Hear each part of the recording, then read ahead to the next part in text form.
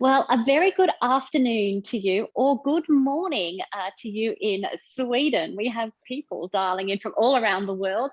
So whether you're dialing in at lunchtime or 3 a.m. in the morning in Sweden, as Sana has just shared with us, welcome to our coaching cafe today, where we're going to be talking about coaching through lockdown fatigue. I'm Natalie Ashdown, here with you as always, and I've invited our mental health specialist, Nick McEwen Hall, to join us for this Hi, webinar everyone. today. Yeah, we're celebrating, well, not really celebrating, but we're drawing awareness to mental health this week as part of Mental Health Awareness Week 2021. So I thought it'd be great to have Nick as our mental health expert join us on the line. So thanks very much for joining us, Nick, as You're well. welcome. Yeah, absolutely fine. So before we begin, I'd just like to acknowledge the traditional owners, the custodians on the lands on which we're all meeting today, and their continuing connection to the land, waters, and communities of Australia, and extend it out to our global colleagues as well. We pay our respects to them and to their elders, past, present, and emerging. So today, our agenda, we want to offer you some practical tips for coaching through lockdown fatigue, which I'm sure a lot of us are experiencing as coaches, but also as leaders within our organisations. How do we coach people through what they're experiencing at the moment? Thinking together as a community about what we're experiencing. How does that relate to mental health, which is why I've got Nick, our expert, to come on the line with us.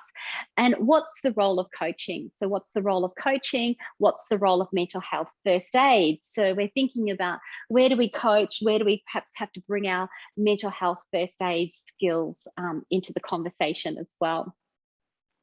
So if you are new, I know there's some new people on the line. Welcome to the Coaching Cafe. We are all about creating a community. We come together at this time every Friday to share learned experiences, to share our learning, and to have thought-provoking conversations. For those that are the regulars, welcome back. I love our time together that we spend as a community thinking about these different types of topics. If you'd like to interact with myself or Nick, ask questions, throw out comments. We like it to be interactive. So please feel free to hit the chat box and we will pick up your comments.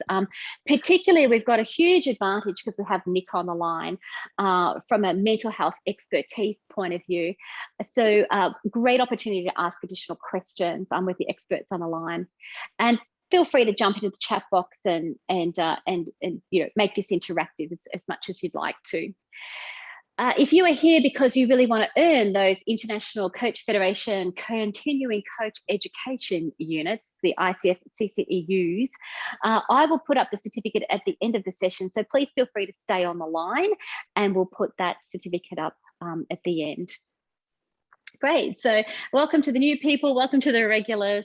Great to have you join us for this time. So I'm not sure about you. I actually think this might look like me when I wake up in the morning. But when we're thinking about lockdown fatigue, what we're interested in is understanding first what's been your experience. So what's been your experience with lockdowns that we're all facing? What are you experiencing at the moment in terms of being tired or fatigue? Please feel free to hit the chat box and we'd like to pick up your comments. What we have noticed is that particularly like for some of us that are looking after our children, looking after teams, or you might be coaching managers as well, there's a bit of a sense of tiredness. A little bit of people are a little bit on edge. So a bit of, a few flash points going on, a little bit of lack of motivation. Some of those things. So please feel free to share with us what you might be experiencing. Nick, in your presentations of mental health first aid, what have you noticed people saying about lockdown fatigue at the moment? I think it's interesting because everyone experiences it in a very unique way to themselves. So you have to be aware and alive to that everyone can be sort of, experiencing it differently and displaying it differently. But then there's a lot of common factors as well. Just that Groundhog Day feeling about, not having that commute time at the start and the end of the day, perhaps, and, spending more time kind of working or not having the distractions, I suppose, of commuting, and having that pattern to your day becomes a really important thing. And this image here really sums up a lot of these things. people say, well, yeah, I'm interacting on Zoom a lot, and that's really tiring. And there's lots of research around that's showing that that's the case. It takes a lot more energy for us to work together on Zoom. So these kind of common things, yeah, I mean, this image actually sums up a lot of them. Yeah, but it's a very unique experience. Everybody has a very unique experience of this. And I think that can make it tricky in one sense, but also make it a bit easier in another, because once we understand how that works, then we can be alive to what we're seeing. Yeah, we'll be able to coach through that, or perhaps have those conversations that we need to. Yeah, Yeah. absolutely. There's quite a lot of people that are relating to what you're saying there, Nick. Di's offered languishing a bit, eagerly awaiting some freedom. So that's very true. Leonie says an ongoing mental fatigue and the overwhelm about the new rules working from home. I agree with you, Leonie. I think that's what I've experienced. It's like trying to keep up, like, what are the rules today is quite tricky. Rebecca says frustrated about the whole situation where we have no control. And that's a really important one. We'll talk about that shortly, Rebecca. Thanks for jumping in.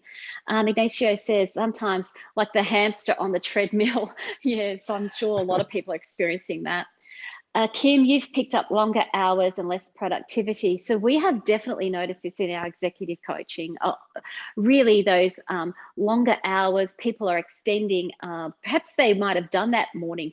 And this has been going on for quite some time. It's not like it's in Victoria for 2 years almost. So yeah, those longer hours that's, we'll start a bit earlier because we've had our breakfast, and we'll log on and we'll go a bit later after the kids have gone to bed. So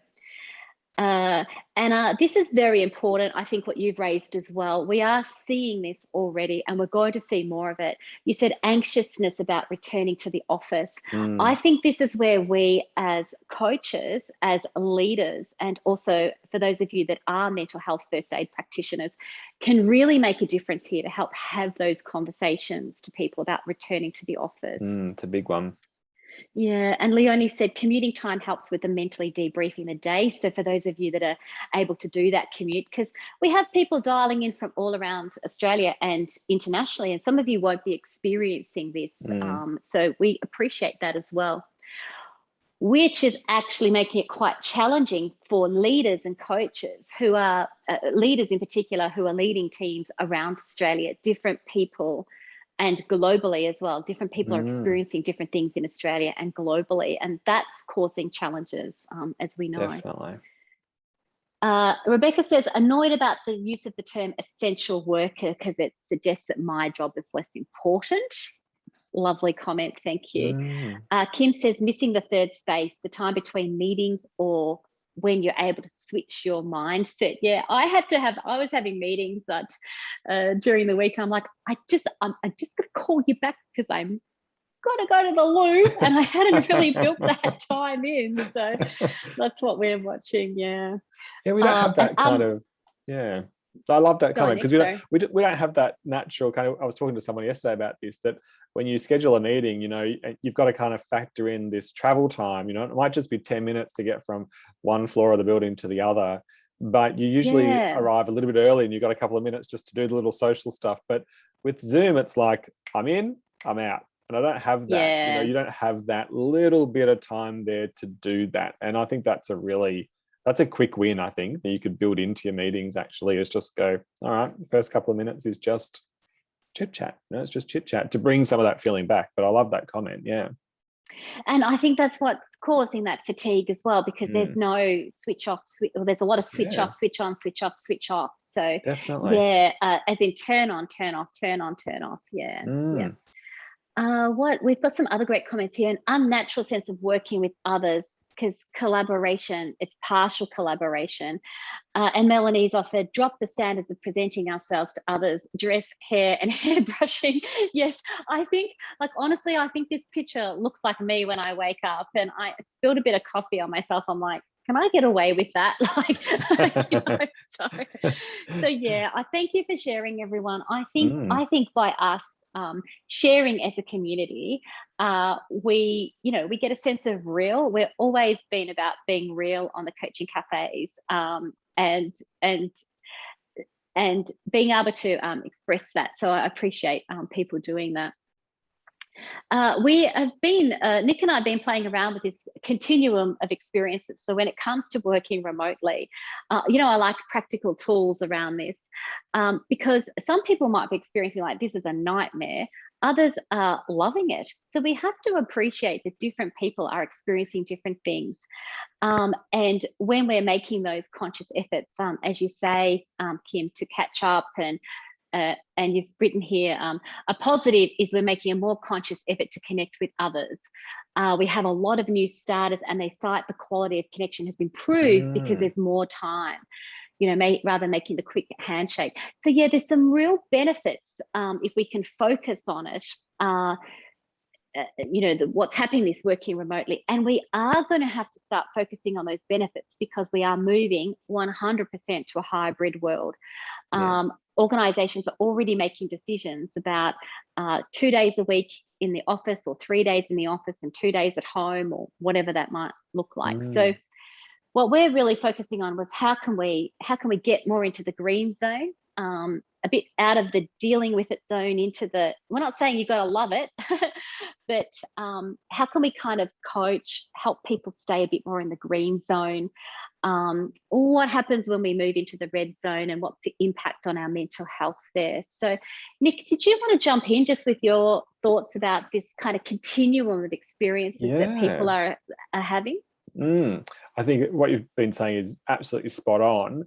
And I think the thing we need to remember about this is that we all exist on this continuum, all of us, including us, when we're working with someone who we think is in a particular part of this continuum. We are also, at the same time, on a particular part of the continuum, and that can make it either easier for us or more difficult for us to support the other person with where they're at.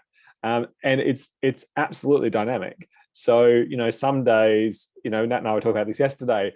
Some days, working at home is awesome. I love it. It's so productive. It's great.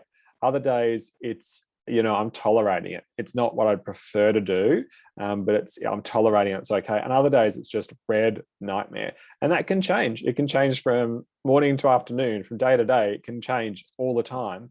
And I guess this is not the only continuum that people actually exist on. How they're feeling about working remotely is one, how they're feeling in terms of their well-being is another, how they're feeling in terms of connections, another continuum. So it's really to avoid the trap, I suppose, of only considering people on a single continuum. They are on multiple continuums at any point in time. Everyone, including us, is like that. So it's really taking a big view about everything that's going on. And I think that gives you some depth to what you see in people as well, to say, okay, well, today this person appears to be in the orange where it comes to working remotely. What else is going on for them?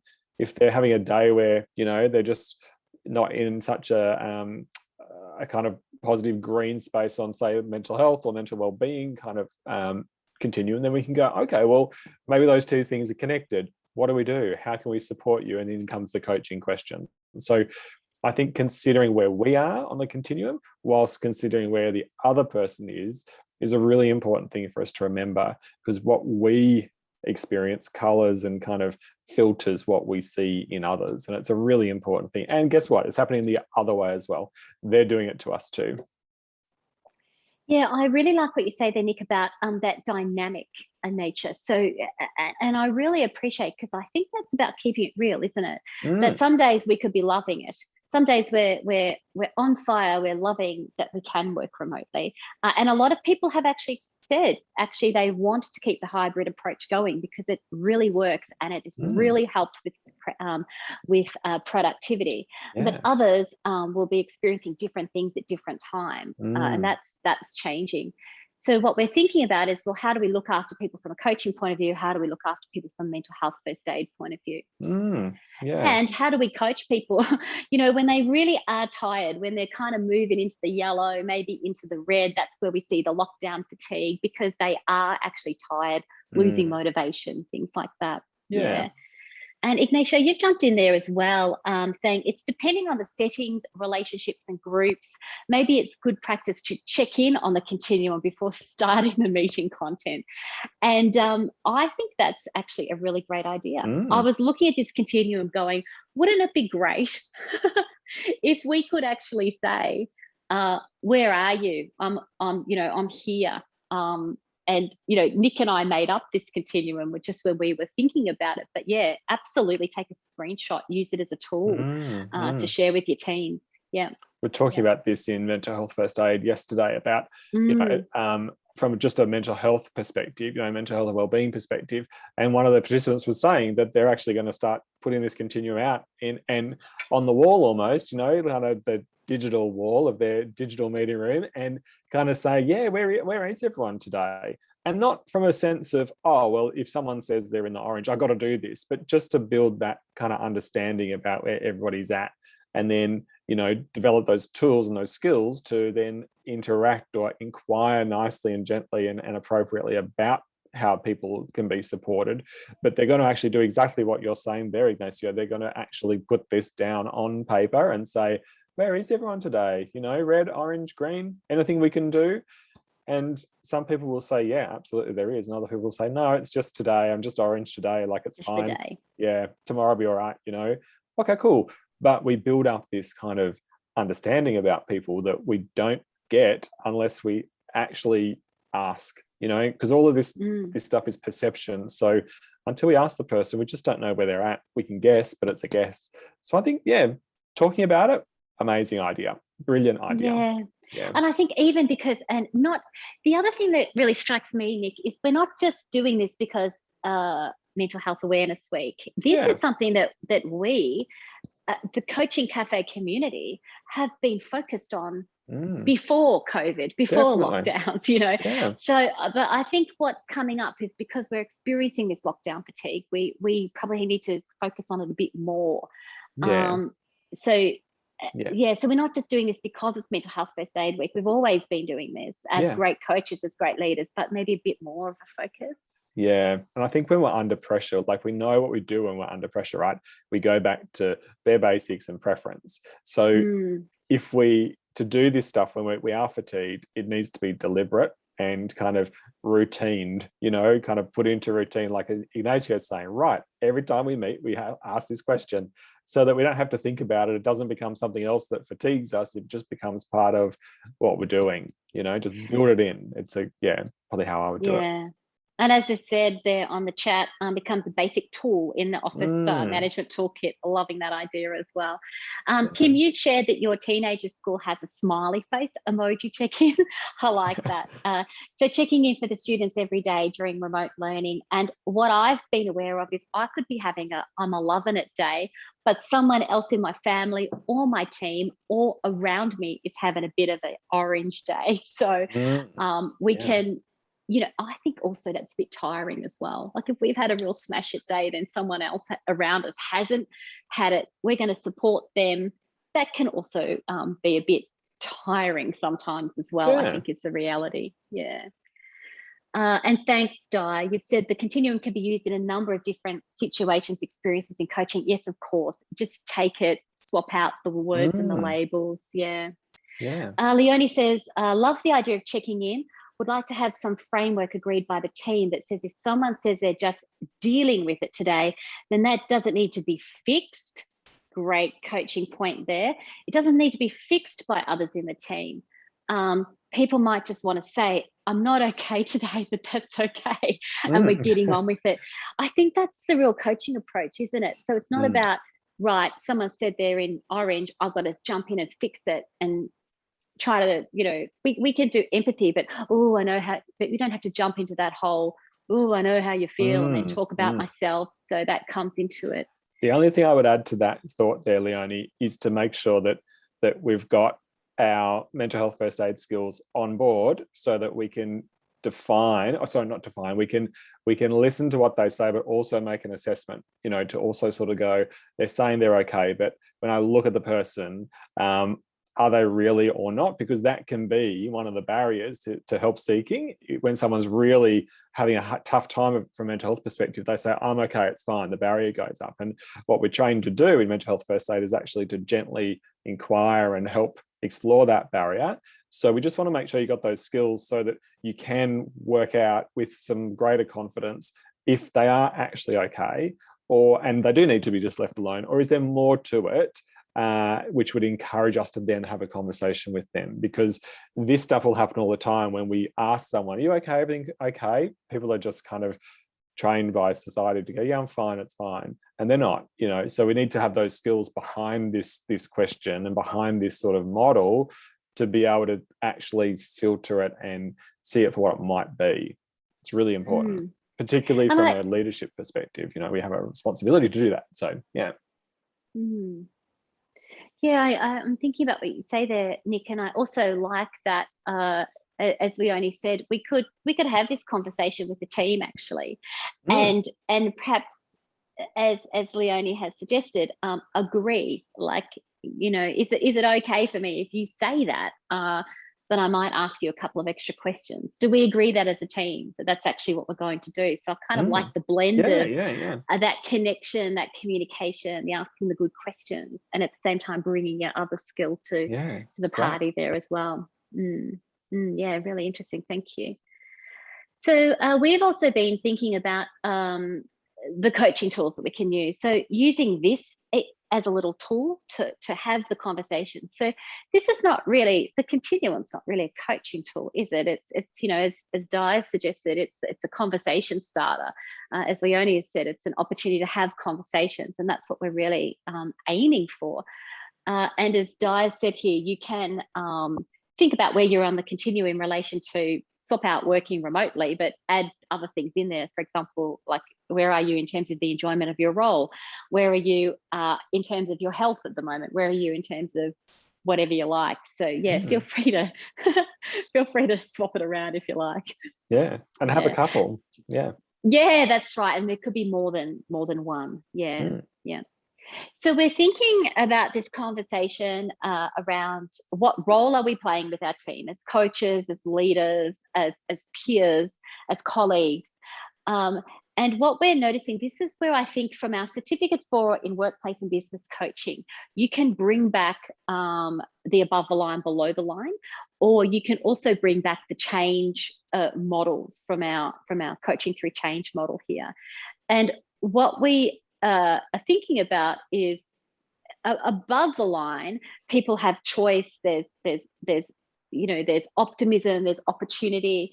Below the line, people are feeling like that everything is being forced to them. They're not in control. They're the victim. Things are being done to me. And we've definitely noticed this in lockdown. What sits on the line is uncertainty. We don't know which way this is going to go. So we have a role as coaches to help people, to coach people, to have those conversations around, well, what opportunities do we have? How can we make the best of this? Or just sit with people on the line, acknowledging that there is, there's difficulties going on as well.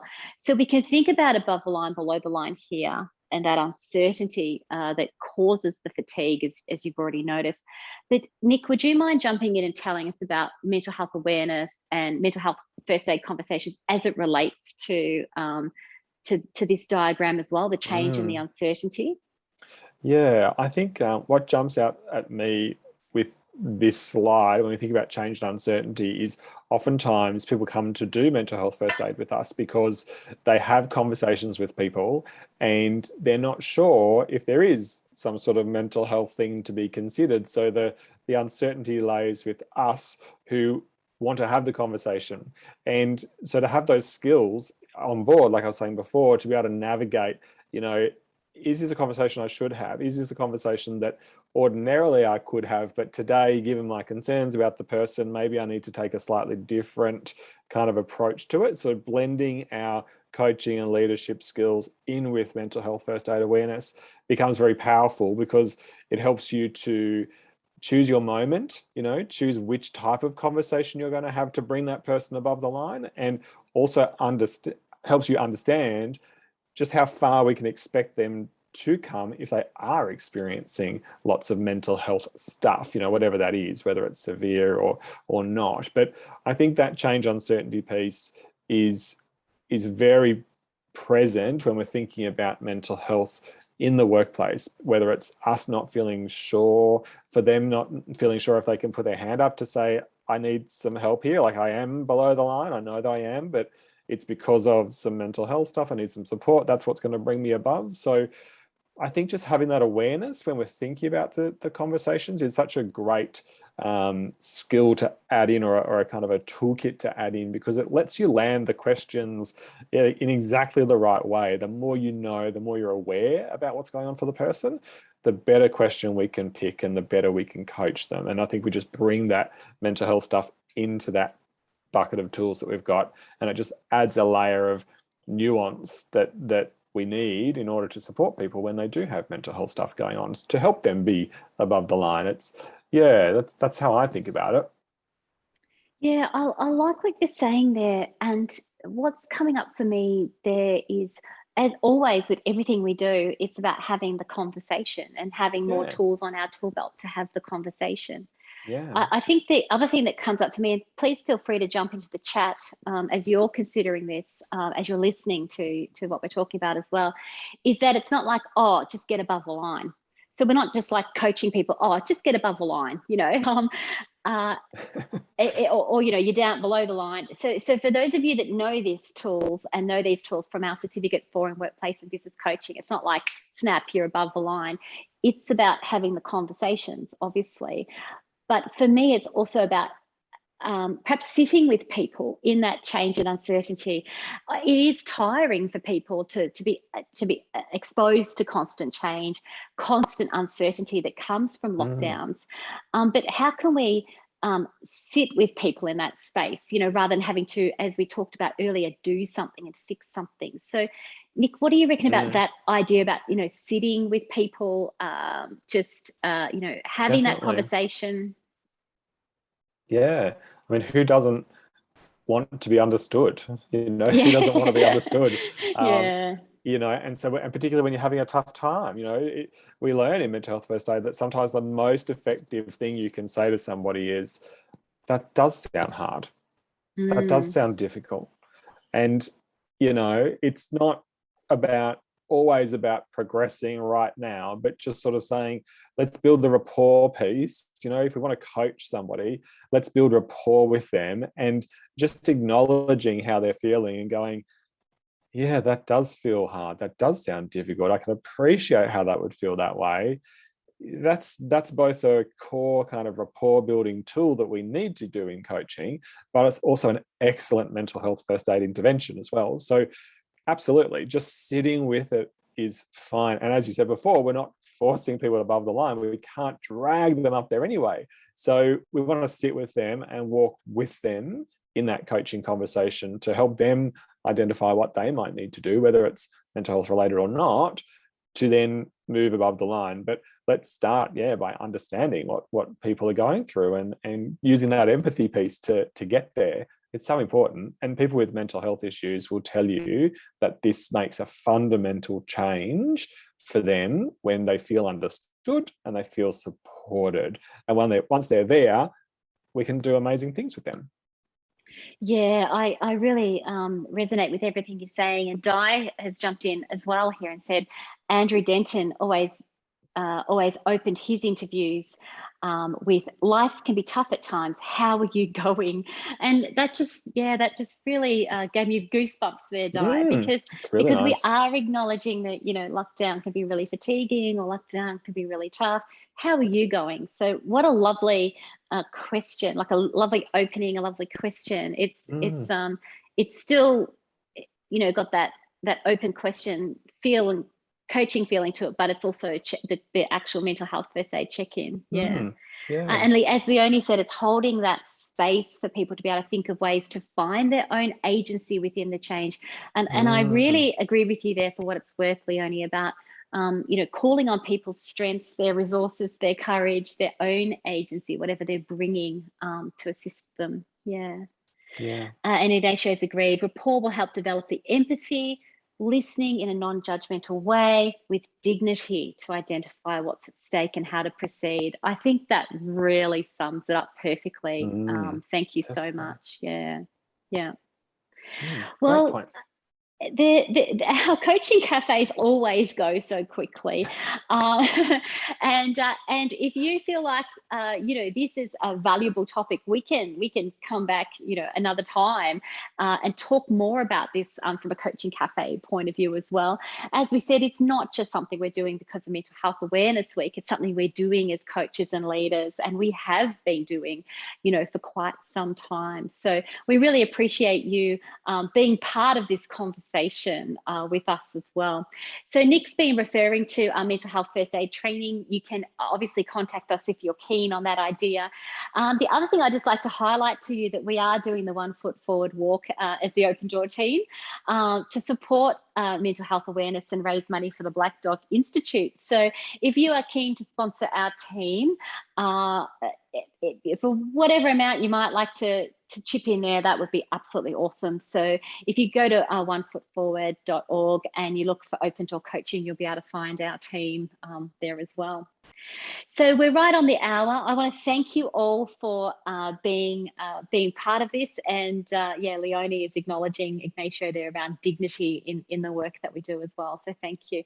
Thank you so much for being a part of this, Nick. Thanks for joining us on the Coaching Cafe. Normally it's you or me, but it's really nice to it's nice to do it get together. your expertise, to really bring that expertise. So thank you so much. And Nick has trained hundreds of people in mental health first aid. So just acknowledging publicly the work you're doing there that is making a massive difference as well. Thank you. All right, everyone. Happy Friday to you if you are listening to this live. Happy rest of the day if you're picking this up later, perhaps on our podcast.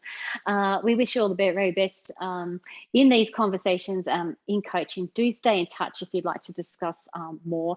We will say goodbye for now, and we'll bring up the CCUs. Thank you, everybody. Thanks, everyone.